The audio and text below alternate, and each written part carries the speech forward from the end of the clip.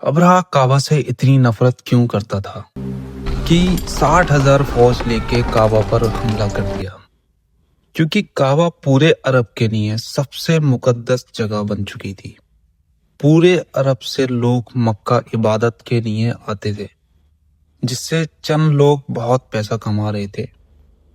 ابرہہ کو اس بات سے بہت غصہ آتا تھا کہ یہ غریب مکہ والے، نہ ہی ان کا کوئی بادشاہ ہے، نہ ہی ان کی کوئی گورنمنٹ ہے، یہ کیوں پورے عرب کا سینٹر بن چکے ہیں۔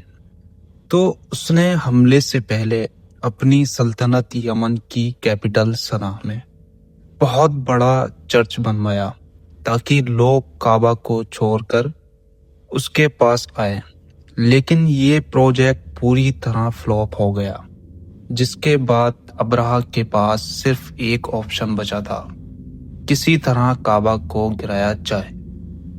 ابرہہ کسی بادشاہ کے گھر میں پیدا نہیں ہوا، بلکہ یہ رومن ایمپائر کے چھوٹے سے شہر کے ایک چھوٹے سے بزنس مین کا غلام تھا۔ اصل میں مسئلہ یہ تھا کہ یمن اور حبشہ کی لڑائی بہت عرصے سے چل رہی تھی، کیونکہ یمن واز ڈومینیٹڈ بائی جوز اور حبشہ میں سارے کرسچن رہتے تھے، تو کیا ہونا تھا وار۔ تو پہلے یہودیوں نے حملہ کیا، کرسچن علاقوں میں بہت تباہی مچائی، جس کی وجہ سے سپر پاور رومن ایمپائر کو بہت غصہ آیا۔ تب بھی کرسچن ہی پاور میں تھے۔ رومن ایمپائر نے حبشہ میں اپنے کرسچن بھائیوں کی مدد کر کے یمن میں یہودیوں کی سلطنت ہمیشہ کے لیے ختم کر دی، اور اس کام کے لیے انہوں نے اپنے ہی ایک غلام کو بھیجا جس کا نام تھا ابراہیم، جو 1,00,000 فوج لے کے گیا اور یہودیوں کی تباہی مچا دی۔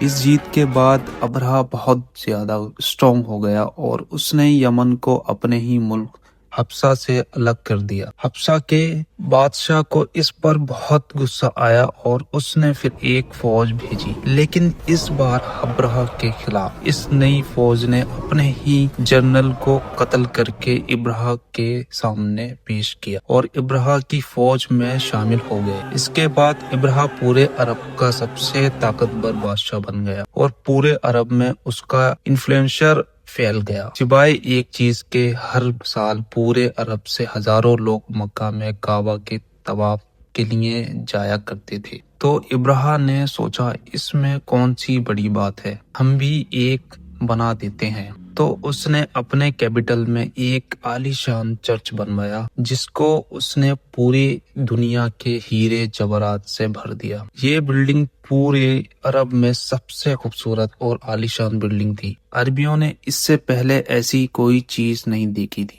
لیکن کوئی بھی اس کی عبادت کے لیے نہیں آیا اور سب اسی پرانے کعبے کی طرف جاتے رہے۔ اتنا خرچہ اور اتنا سب کچھ کرنے کے بعد بھی جب ابرہہ فیل ہوا تو اس کے پاس صرف ایک ہی آپشن بچا تھا۔ تو اس نے 60,000 لوگوں کی فوج جمع کی کعبہ پر حملہ کرنے کے لیے۔ ابھی تک ہم نے جتنی اسٹوری بتائی ہے وہ صرف اسلام میں ہی نہیں، ہسٹری میں بھی لکھی ہوئی ہے، جو کہ پرانے زمانے کے عربی انفلوئنسر سے اٹھائی گئی ہے۔ ان سب میں ابرہہ ایک بہت بڑا بادشاہ تھا، لیکن اس کے مکہ جانے کا کوئی بھی ذکر نہیں ہے۔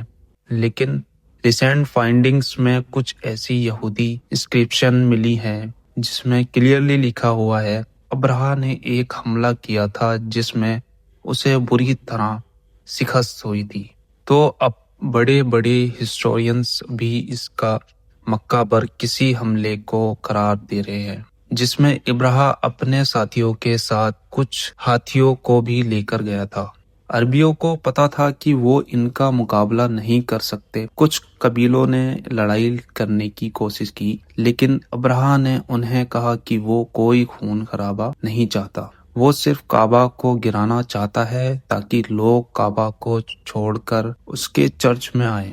آس پاس سب لوٹنے کے بعد جب وہ مکہ پہنچا تو اس نے ان کے چیف کو بلایا، تو عبد المطلب نے آ کر کہا کہ آپ نے میرے کچھ اونٹ قبضہ کیے ہیں، وہ مجھے واپس کر دیں۔ تو ابرہہ نے ہنس کر کہا کہ مجھے تو لگا تم بہت بہادر شخص ہو، تمہیں تو اپنے اونٹ کی ٹینشن ہے۔ تو عبد المطلب نے کہا کہ میں صرف اپنے اونٹ کا مالک ہوں، اس گھر کا جو مالک ہے وہ جانے اور تم جانو، لیکن اتنا میں بتا دوں آج تک کوئی بھی اس گھر کو نقصان نہیں پہنچا پایا۔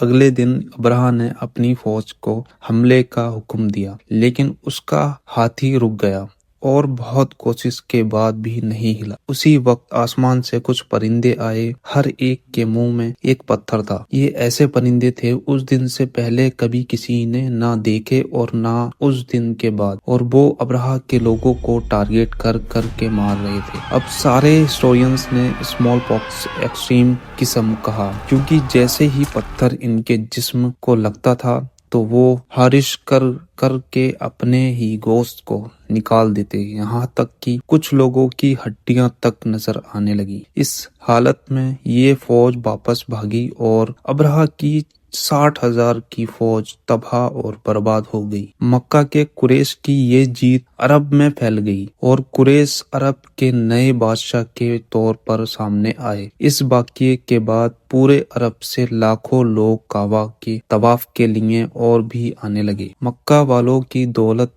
ڈبل ٹرپل ہونے لگی۔ لیکن اسی سال اچانک ایک دن ایران کے سب سے بڑے ٹیمپل میں جو آگ سالوں سے جل رہی تھی بجھ گئی، اور اسی دن مکہ میں ایک یتیم بچہ پیدا ہوا جس کا نام تھا محمد۔